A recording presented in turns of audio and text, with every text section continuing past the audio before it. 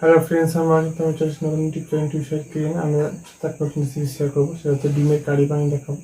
তো সেটা বানাতে কী কী প্রকার লাগে আসুন দেখাই। তার আগে একটা কথা বলে দিই, আমার চ্যানেল হ্যাপি ছাড়া আছে। আমি যদি ভালো লেগে থাকে অবশ্যই লাইক কমেন্ট শেয়ার করবেন, বেশি বেশি করে শেয়ার করবেন। যদি আমার চ্যানেল নতুন হয়ে থাকেন তাহলে প্লিজ সাবস্ক্রাইব করে দেবেন, নিচে বেল নোটিফিকেশনটা অন করে দেবেন যাতে আমার ভিডিও আমাদের কাছে আগে পৌঁছে। তার জন্য ডিমের কারি রেসিপিটা বানাতে কী কী প্রকার লাগে আসুন দেখাই।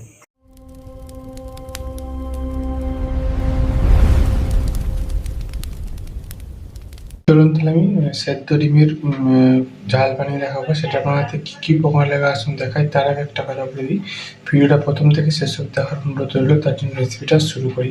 এখানে আমি দুটো ডিম সেদ্ধ করতে বসেছি। গ্যাসটা জেলে একটা জলের মধ্যে আগে ভালো করে সেই ডিমটা সেদ্ধ করে নেবো। ভালো সেদ্ধ করে নিয়েছি, এবার এই ডিমটা এবার ছেঁকে ছাড়িয়ে নেবো। গ্যাসটা কড়াটা বসিয়ে তেল দিয়ে দেবো। তেলের উপর হলুদ, লবণ, হলুদ লবণটা দিয়েছি, এবার ডিমগুলো দিয়ে দেবো। ডিমগুলো খুঁজে সাহায্য করে কেটে নিয়ে ডিমগুলো দিয়ে নেবো একটু হালকা করে। ডিম দুটো ভেজে নিতে তুলে নেবো। ওই তেলেতে দুটো কাঁচা পাওয়া যায়, পনেরো বাজারটা মুখে ভেজে নেবো। এবারে আদা, রসুন, পেঁয়াজ, কাঁচা লঙ্কা পেস্ট করে ছড়িয়ে দেবো। একটু ভালো করে ভেজে নেবো। অল্প একটু জল দিয়ে দেবো। হলুদ দিয়ে অল্প একটু লঙ্কা দিয়ে দিয়ে দেবো। মশলা কষে নেবো। ভিতরে একটা ডিমগুলো দিয়ে দেবো। ভালো করে নেড়ে চেড়ে নেবো।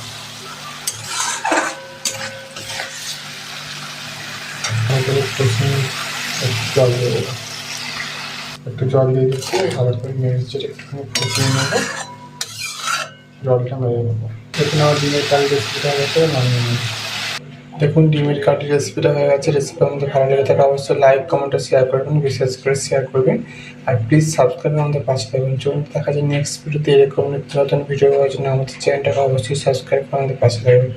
চলুন তাহলে দেখা যাচ্ছে নেক্সট ভিডিওতে। আর আপনারা এইভাবে একবার সেদ্ধ ডিমের কারি রেসিপিটা বাড়িতে বানিয়ে দেখুন, আশা করি ভালো লাগবে। তো চলুন দেখা যাচ্ছে নেক্সট ভিডিওতে।